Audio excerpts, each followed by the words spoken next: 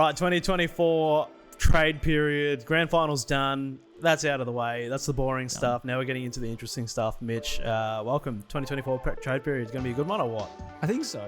I think if you asked me this probably 2 months ago, I thought maybe a fizzer. It's picked up. And it does around this time of the year. You get all of a sudden a few names that are that you wouldn't have thought at all would be on the move. And they kind of come out of nowhere, these little bombshells. So we've got a few to get through. That's what we love. All right, so these are the rules. We're going to break down every club, what they're going to do in the trade period, all the big names. You've got 1 minute per club. And if you go over the minute, then you get kicked off the YouTube channel permanently. So a lot at stake for you. I also get your paycheck. So this video is basically for a quick preview for every club. If you don't want to spend 2 weeks of your life listening to Trade Radio and Tom Morris, this is what you need, right? You can refer to our old free agency video that went up a couple of days ago, and let's got it. All right, we're going alphabetical. Adelaide first. Are you ready? Yeah. All right. 1 minute timer starting now. Well, so the Crows, it should be pretty straightforward for them. Isaac Cumming will come through free agency over the next week. That'll be pretty straightforward. They won't have to get up any trade capital for them, which is pretty ideal. And then the other one who's definitely landing at West Lakes is Alex Neil-Bullen. Wants to come back home from Melbourne, SA boy. And that should be a pretty straightforward one. Now the Crows won't be needing to part with their top selection at pick 4, and they'll be keen to carry that all the way through the draft. But Neil-Bullen might cost them their next pick at pick 25. The one that's up in the air a little bit is James Peatling. Has heaps of suitors. Could still remain at GWS. Nice, agile, dynamic midfielder who I think would complement Adelaide's engine room a bit.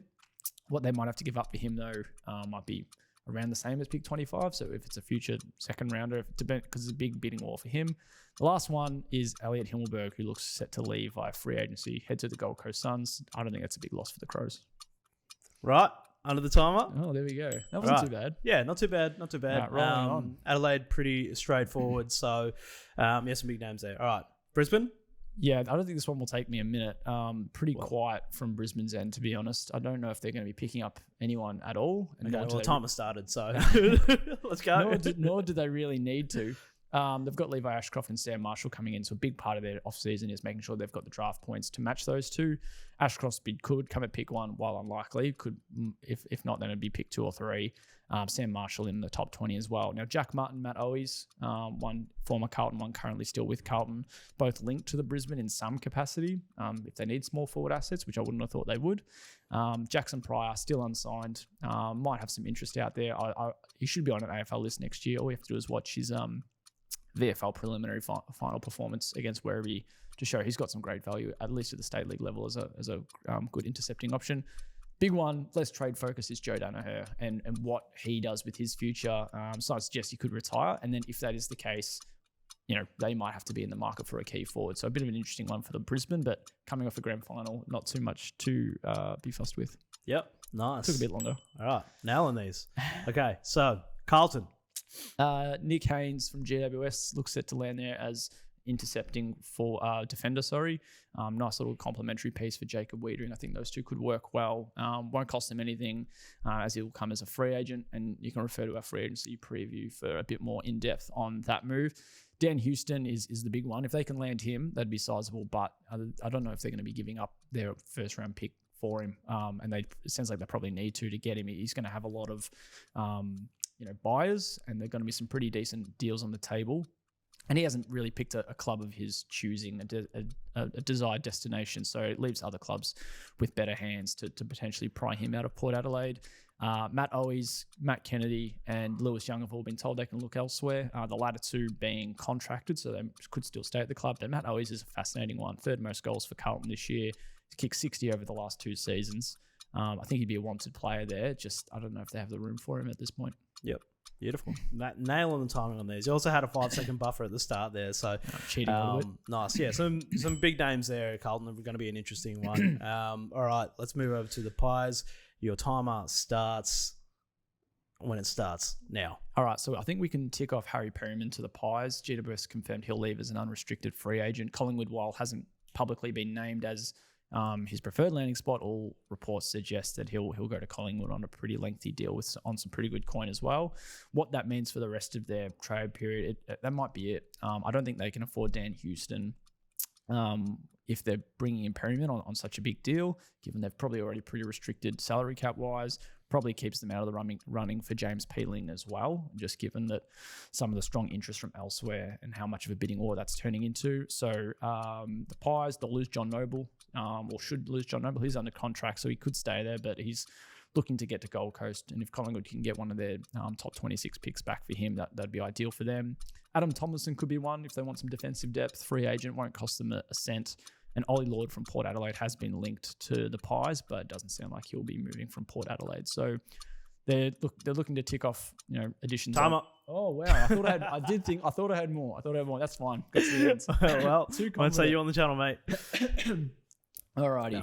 All stuff. Yep. All right. Cool. All right. So there is there's you can't go over. There's a bar there. All right.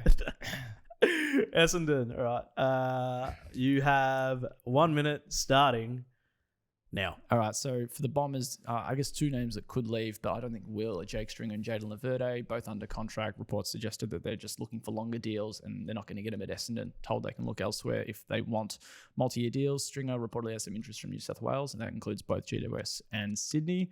What his trade value is really hard to read given his age, form, injury battles, and how Essendon might value him. Laverde, probably a pretty solid defensive pickup, but again, I think there's probably better bargain options on the open market.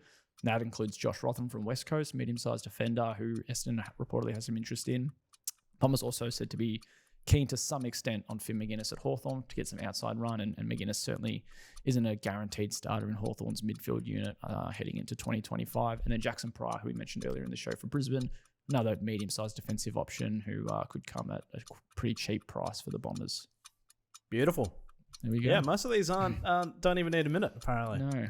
All right. I'll cut it down next year. Heading over to the west with Fremantle, your 1 minute starts now. Okay, this one might take a little bit of time. So Freo linked to Shea Bolton, linked to Liam Baker, both at Richmond. Now Bolton's under contract, and it sounds like his preference would be Freo over West Coast. And Freo certainly have the draft capital and trade capital, which I don't think West Coast would be able to stump up if they're also getting Baker. So Bolton likely, Baker unlikely. Jack Martin's another one in there, delisted from Carlton, who might have some interest to go back to WA. He's from Broome, but still has some links in the southern parts of the state. Riley Garcia is another WA boy, and he's still off contract. Good midfield depth option if they need that is. And can also roll through half forward. So he's got interest from a few other clubs just other than Fremantle. The Dogs also keen. And then Joe Richards was linked, but more likely Port Adelaide or Collingwood than anywhere else. So there's a few options there for them. Tim Kelly was a late kind of arrival on Fremantle's radar, but maybe we'll touch on that in the West Coast one as instead. Well done. Yeah. And there is also, I did see something circulating about Cozzy Pickett potentially. I don't think he leaves, but he better not. I'll use this. No, this one's on me. This one's okay, on me. Cool, thank you. Yeah. All right. So moving down the highway from where we are right now to Geelong, your 1 minute starts now. Bailey Smith's I won't say straightforward because I don't really know what the Cats give up for him. It'll have to be their first rounder at pick 15 or a future first rounder at least. It won't be both, but is 15 enough to appease the Western Bulldogs for Bailey Smith? It's quite an interesting one. Not sure it'll get done too early. Clayton Oliver's the new one, has met with Geelong a couple of occasions according to the age. So he's going to be quite a one to watch. But if they're getting Smith, there's no way they can afford Oliver unless Melbourne are paying for a part of his salary, and then in that case, Geelong would have to be giving up even more draft capital. So we're also paying for Grundy as well. A player would have to be involved in that trade. Jack Martin also has interest from Geelong as a delisted free agent. They've got some good small forward options, but if they can get his body right, he'd be pretty much banging on a starting position, maybe up on the wing if they see something different for him. So bit there for those three targets. As for outs, they've made a few list moves already, but Gary Ron and Brendan Puffer could find new clubs. Nice. Well done. You made it. All right. Moving to the Gold Coast now, and let's see if you can do this one without mentioning or with mentioning Dusty? Right. No, I think we will have to mention Dusty. But what I will say is I think more unlikely than likely at this stage. And you join as a free agent. So I think it'd be a smart move for Gold Coast. I'd be all for it. But whether he fits in is another question. The other Martin is Jack Martin, who we've mentioned a couple of times on this show already. Suns had been linked, but I think more likely Geelong or Fremantle. The big one, pardon me, is Dan Rioli. Sounds like they'll happily give up pick 6 for him. And then there might be something in between those two assets in a deal.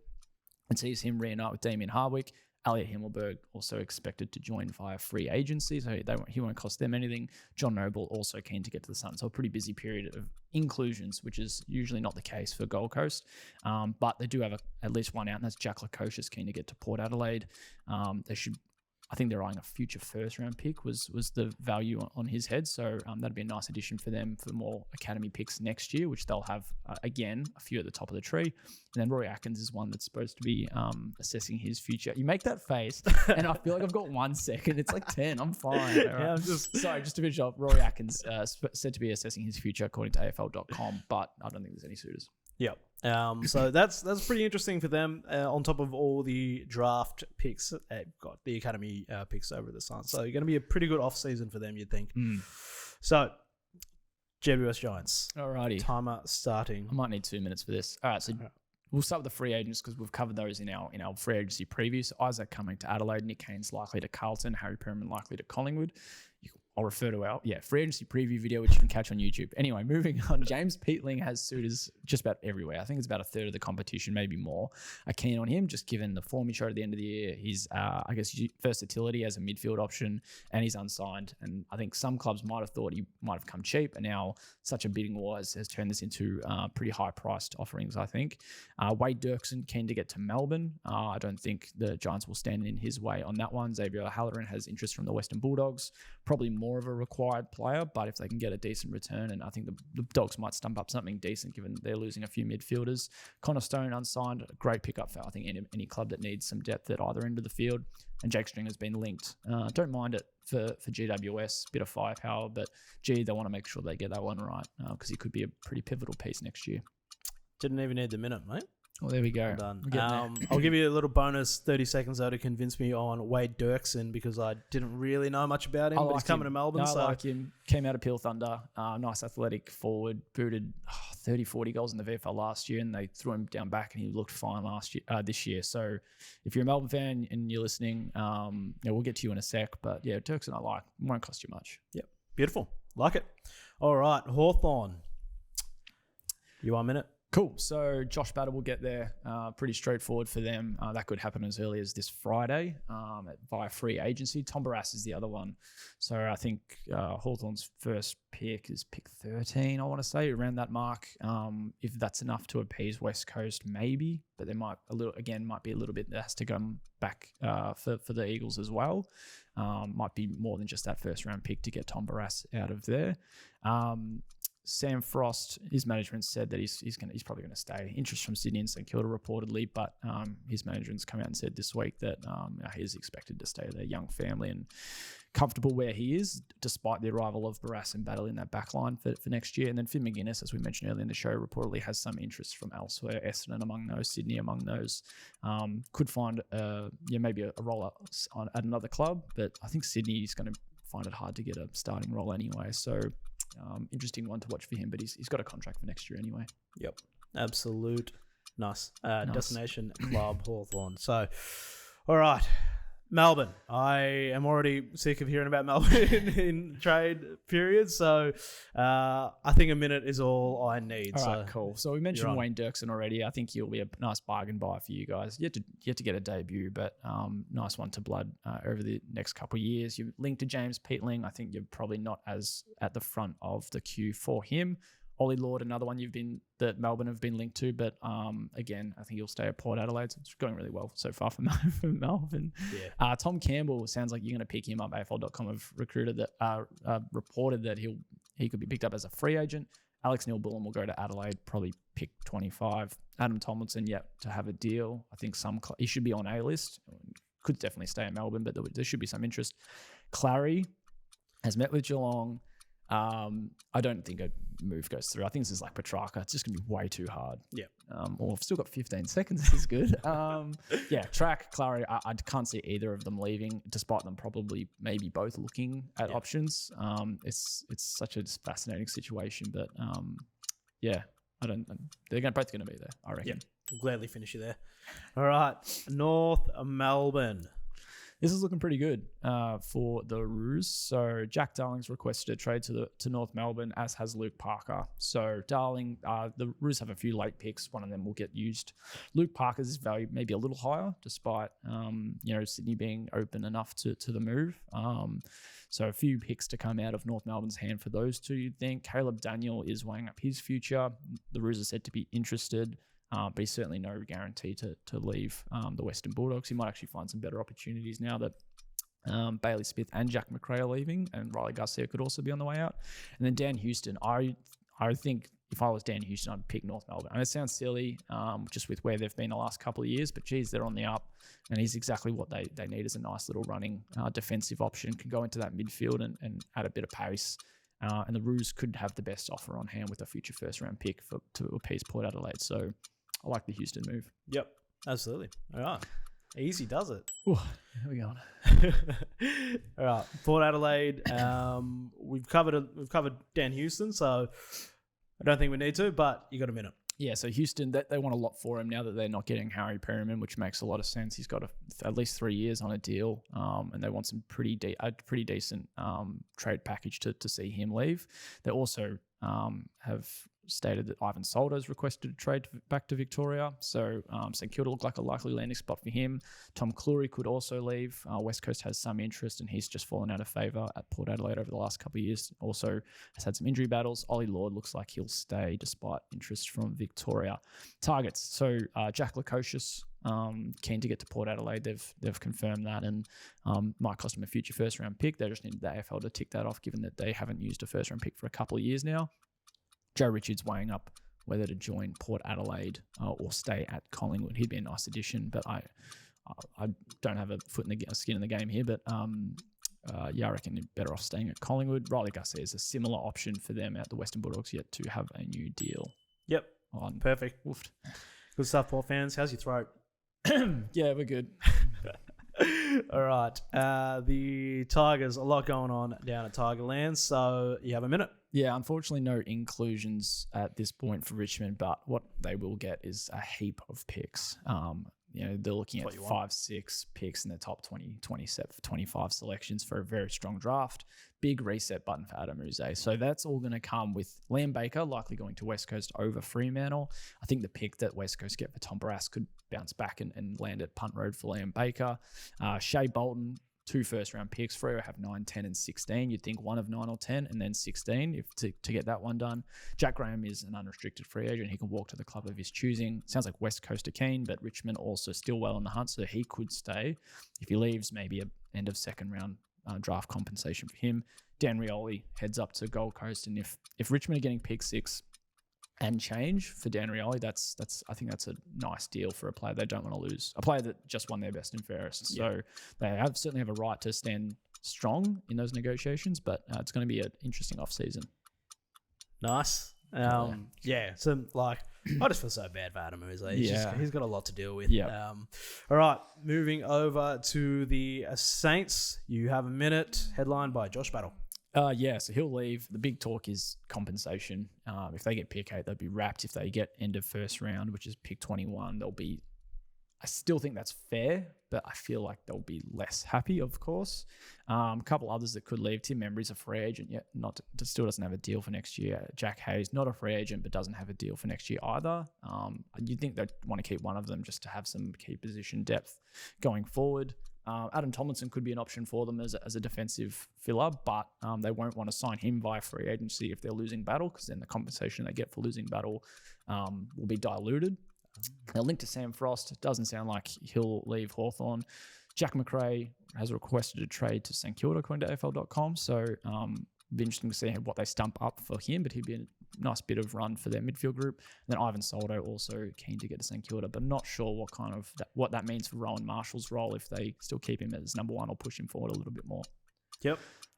Nice. I still feel like I've got like less time than what I think. We're getting there. We're getting there. All right. So grand final losers, Sydney. Let's go. 1 minute starting now. Yeah, so the club's confirmed this week that Luke Parker is keen to get to North Melbourne, so they'll get a draft pick or a couple of late draft picks back for him, you'd think.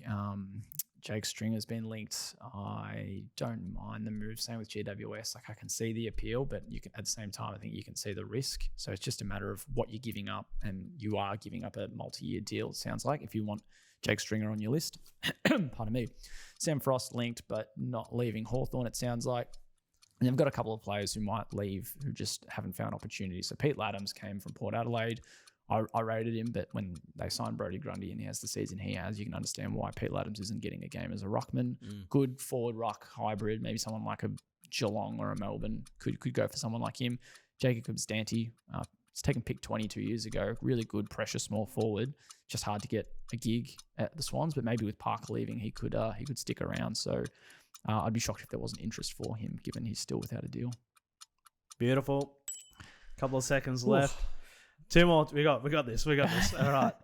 West Coast, always something going on over at the West. You got a minute, and let's go. Starting now. So it started. Jack Darling, he's requested a trade to North Melbourne. They'll get a late pick in return. Tom Barras requested a trade to Hawthorn. They'll probably get a first-round pick, maybe a little bit more, and they'll probably use that first-round pick to get Liam Baker through the door. Once Baker comes over, Jack Graham might do the same as a free agent, so he won't cost them anything, and they'll both link up under Andrew McQualter, who's their former assistant coach. Tim Kelly is the latest to be linked to a potential exit. You know, he's so keen to get over to WA. You'd think the only landing spot is Fremantle, but it sounds like there are clubs from other states looking at Tim Kelly, and whether that's this year or next year, and just the direction that West Coast are going, they might be open to a deal there. Now, Josh Rotham, free agent, left to tread water a little bit until West Coast sort the rest of their business out, because they're keen on Tom Cleary as a defensive option instead, so that could push him out the door. Riley Garcia keen and assessing his options, as is Jane Peatling. Devin Robinson's one to watch. Jack Carroll's another one to watch. So heaps happening at West Coast. Oh my God, I stopped 3 seconds. I was just making sure. I think I've also I've still got a bit of PTSD just seeing Tim Kelly's name pop up in trade period, because I still just that deal I feel like took over about 3 years worth of AFL news when he went over to the West Coast, and if it happens again, it's fascinating. If he sought that move 2 years in a row, Geelong stood firm. He finally got it, and then 4 years later, he's on the move. After they gave up 2-3 years worth of draft assets. So it's that'd be so frustrating for them. I don't think they're going to be getting it's interesting what they might get. Since then, it's still people are still trying to figure out whether or not that deal was actually worth it in the end, and then you add on to this. Fremantle doesn't make. Sorry to go on, but Fremantle doesn't make sense to me if they have to give up probably a good draft pick for him when they want to maybe stockpile them for Chad Warner next year, and they want to keep Andrew Brayshaw next year as a free agent. So it's a tricky one for Freo, but like I said, I don't think you'd want to leave WA Tim Kelly. So fascinating. Yeah. All right, last one. Bring us home. Western Bulldogs, bit going on. 1 minute. Last one. Let's go. Bailey Smith. So he's one that's requested a trade. Sounds like Geelong will be his preferred landing spot, and what the Dogs get back, they're probably going to want maybe more than pick 15 for him, which I think's fair. So what Geelong stump up on top of that might be interesting, but as we know, the Cats like to stand firm in negotiations. Jack McRae's another one who's said to have requested a trade. St Kilda reportedly his preferred landing spot. If they lose those two, and maybe Caleb Daniel, who's contracted but could look elsewhere, and North Melbourne are said to be keen, that might give them the needed picks to appease Port Adelaide for Dan Houston. So they're one of the clubs keen on him. So that'll be quite an interesting one. Xavier Halloran's one, Western Jets product, so a bit local for the Doggies, as they look to maybe get some midfield depth in. So him and James Pitling from GWS are in their sights. So if they lose McRae, Smith, and Daniel, they might be able to turn all that into Houston, or they might just have the assets needed to get O'Halloran and Peatling through the door. Done. That's it. I saw a flash as well. I was like, I think it might be my best one. We did it. I'm out of breath. Yeah. Well, thanks, Mitch. That's your 1 minute breakdown for every club. Again, you don't need to listen to 2 weeks of trade radio. Just get this preview, and then at the end of the trade period, we're going to have everything. Terribly wrong. It's all wrong. There'll be a bit of a recap. Pretty much immediately after the trade period. So throughout trade period, what we have in terms on site. Yeah, coverage is going to be pretty live and pretty constant and consistent. On Monday, we'll actually be over at, I think it's Marvel Stadium for the launch of trade periods. We're going to have all the latest from list managers and footy bosses. So even if you have something that you're keen to know about your club, they'll have a representative there. Maybe we can ask them a question if you've got one in mind. Monday's going to be chaotic, and that's the opening day of the trade period. Obviously, free agency starts on Friday, so we've got heaps covered over the next 3 weeks, 2 weeks. 2 weeks. Like the rest of the year. Fortnight, yeah. So, stay tuned. Beautiful. All right, so check out our free agency video if you want to get a bit more in depth about all the top 10 biggest free agents this year. Again, as Mitch said, we've got a lot of coverage. We'll be doing daily wraps on the YouTube channel and across our socials as well. And just catch the latest AFL news at zerohanger.com.